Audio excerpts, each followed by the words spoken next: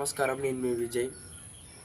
CM Revanth Reddy గారు ఏమంటున్నారంటే, మా కులపులనే మా చుట్టాలనే పైసలు ఉన్నోడు వస్తే ఇంట్లోకి రానిస్తారు మా గన్మెన్లు, పైసలు లేనోడు వస్తే గేట్ బయట వస్తారని చెప్తుండ్రు ఒక ఛానల్కి ఇంటర్వ్యూ ఇచ్చి.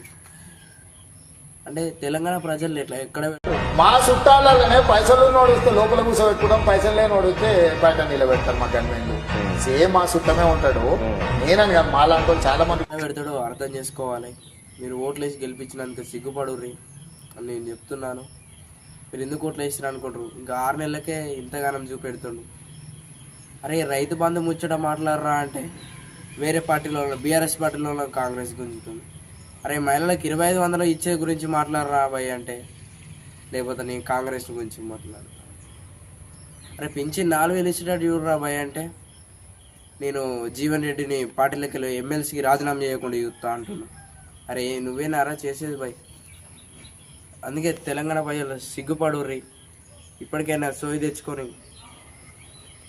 మళ్ళీ ఎలక్షన్లనైనా పని చేసే పార్టీకి ఓటేయండి, హిందుత్వం కలిగిన పార్టీకి ఓటేయండి.